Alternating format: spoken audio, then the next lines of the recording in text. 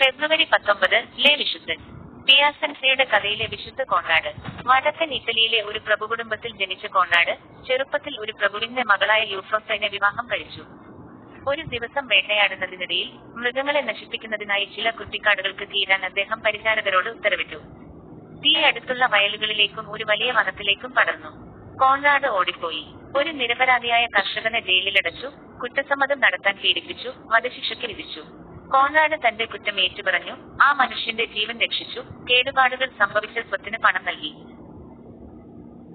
ഈ സംഭവത്തിന് തൊട്ടുപിന്നാലെ കോൺറാഡും ഭാര്യയും വേർപിരിയാൻ സമ്മതിച്ചു. അവൾ ഒരു പാവം പ്ലെയർ ആശ്രമത്തിലേക്കും അദ്ദേഹം 3-ാം ഓർഡർ നിയമം പിന്തുടരുന്ന ഒരു കൂട്ടം സന്യാസിമാരിലേക്കും.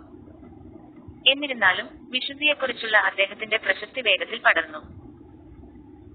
അദ്ദേഹത്തിന്റെ നിരവധി സന്ദർശകർ അദ്ദേഹത്തിന്റെ ഏകാന്തത നശിപ്പിച്ചതിനാൽ കോൺറാഡ് സിസിലിയിലെ കൂടുതൽ വിദൂര സ്ഥലത്തേക്ക് പോയി. അവിടെ അദ്ദേഹം 36 വർഷം ഒരു സന്യാസിയായി താമസിച്ചു. തനിക്കും ലോകത്തിന്റെ മറ്റു ഭാഗങ്ങൾക്കും വേണ്ടി പ്രാർത്ഥിച്ചു. തന്നെ വലയം ചെയ്ത പ്രലോഭനങ്ങൾക്കുള്ള ഉത്തരമായിരുന്നു പ്രാർത്ഥനയും അനുതാപവും. ഒരു കുരിശിനു മുന്നിൽ മുട്ടുകുത്തി കോൺറാഡ് മരിച്ചു. 1625 അദ്ദേഹത്തെ വിശുദ്ധനായി പ്രഖ്യാപിച്ചു. പ്രതിഫലനം: ഫ്രാൻസിസ് ഓഫ് അസീസി ധ്യാനത്തിലേക്കും പ്രസംഗ ജീവിതത്തിലേക്കും ആകർഷിക്കപ്പെട്ടു. തീവ്രമായ പ്രാർത്ഥനയുടെ കാലഘട്ടങ്ങൾ അദ്ദേഹത്തിന്റെ പ്രസംഗത്തെ പോഷിപ്പിച്ചു. എന്നിരുന്നാലും അദ്ദേഹത്തിന്റെ ആദ്യകാല അനുയായികളിൽ ചിലർ കൂടുതൽ ധ്യാനാത്മകമായ ഒരു ജീവിതത്തിലേക്ക് വിളിക്കപ്പെട്ടതായി തോന്നി. അദ്ദേഹം അത് സ്വീകരിച്ചു.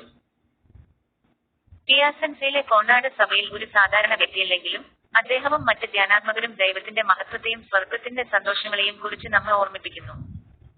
വിശുദ്ധ കോൺറാഡ് ഞങ്ങൾക്ക് വേണ്ടി പ്രാർത്ഥിക്കണമേ.